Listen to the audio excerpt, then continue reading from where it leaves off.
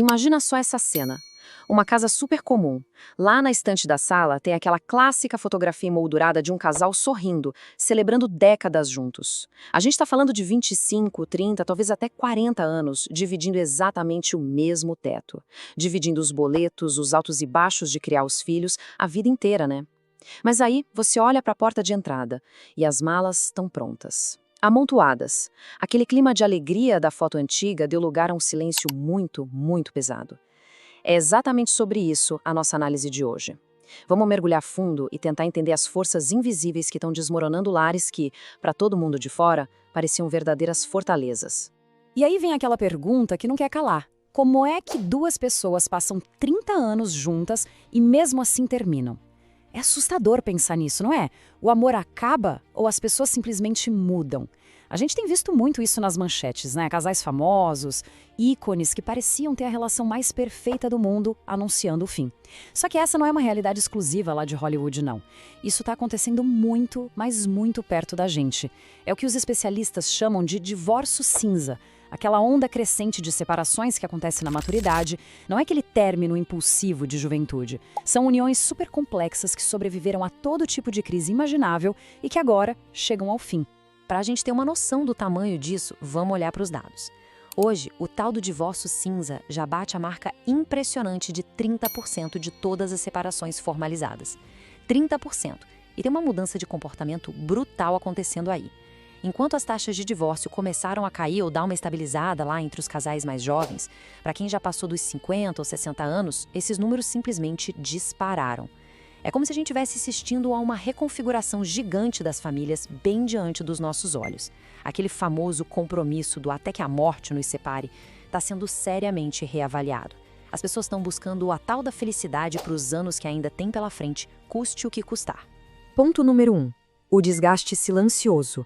Aquelas raízes invisíveis da separação. Sabe, um término nessa fase da vida quase nunca é causado por uma explosão, por um evento repentino. Na verdade, é um desgaste super lento. É como uma goteira silenciosa que esconde um baita conflito psicológico. Pensa comigo. Lá no comecinho da relação, você tem dois indivíduos independentes, cada um com seus próprios sonhos. É o eu. Só que o tempo passa, as responsabilidades chegam e aí se formam o nós. O foco vira comprar a casa, criar as crianças, pagar a faculdade. O problema é que, nesses casamentos que terminam tão tarde, o foco no nós engoliu tudo. O eu sumiu. A individualidade foi sacrificada. As pessoas anularam quem elas eram para virar apenas a figura da mãe ou apenas o provedor financeiro da casa. E olha, décadas depois, a conta dessa anulação chega e ela cobra juros altíssimos. Se a gente desenhar a linha do tempo desse casamento, fica muito claro onde a distância começa a se solidificar de verdade. Tudo começa com a paixão inicial, claro. Depois vem aquele furacão intenso que é a criação dos filhos. E aí a gente bate no ninho vazio e logo em seguida na aposentadoria. É exatamente na transição para essas últimas fases que a casa sofre um verdadeiro terremoto. Porque, de repente, não tem mais a distração do trabalho intenso, não tem mais o barulho das crianças preenchendo os cômodos. E é aí que aquele silêncio que se instalou entre o casal acaba virando a coisa mais barulhenta do ambiente. O que nos leva ao nosso segundo ponto, o ninho vazio, os grandes catalisadores da crise. A tão falada síndrome do ninho vazio funciona como um revelador fotográfico implacável, né? Ela mostra sem dó nem piedade o estado real da relação. Porque durante muitos anos, toda a energia daquelas duas pessoas foi jogada na função de criar os filhos. Eles eram a ponte de comunicação, o assunto principal do jantar, a preocupação compartilhada. Eles eram literalmente o cimento ali do relacionamento. Mas e quando esses filhos crescem e saem de casa para viver a própria vida? Pois é, o alicerce cai. Muitos casais se olham no fim do dia e tomam um baita susto. Percebem que se tornaram dois completos estranhos dividindo o mesmo teto.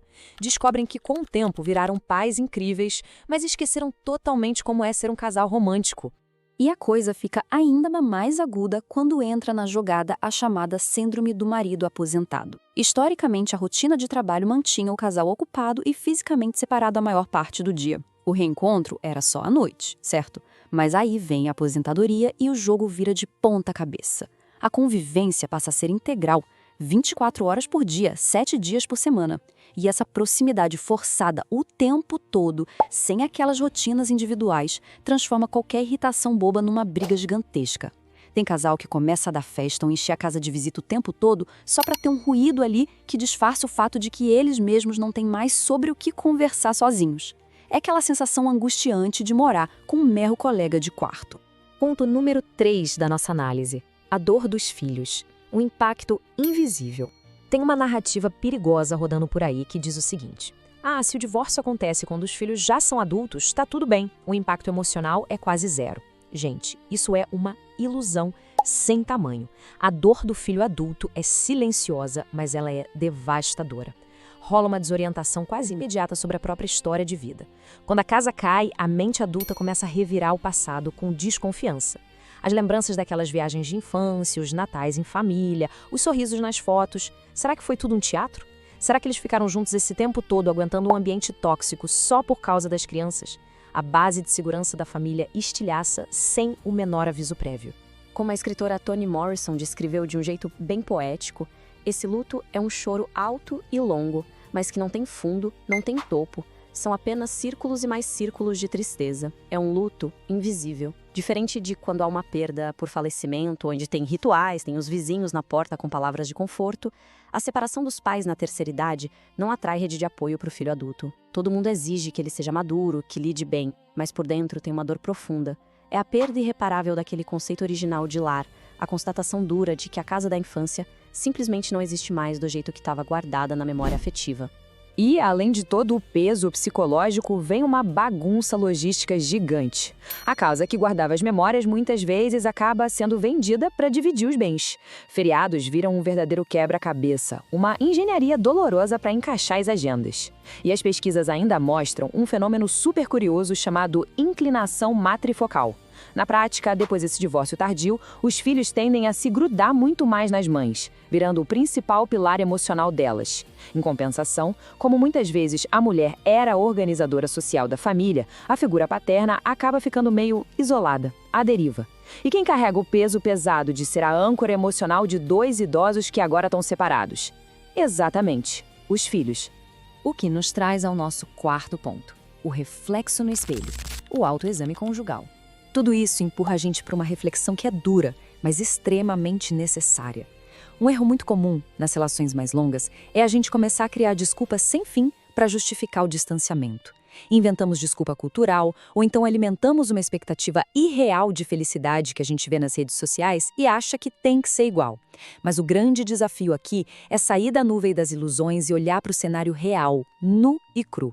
Tem que abandonar aquela fantasia nostálgica de como um relacionamento costumava ser, ou a esperança mágica de como ele deveria agir, e focar estritamente na realidade concreta que está ali, nas atitudes do presente, sem filtro nenhum.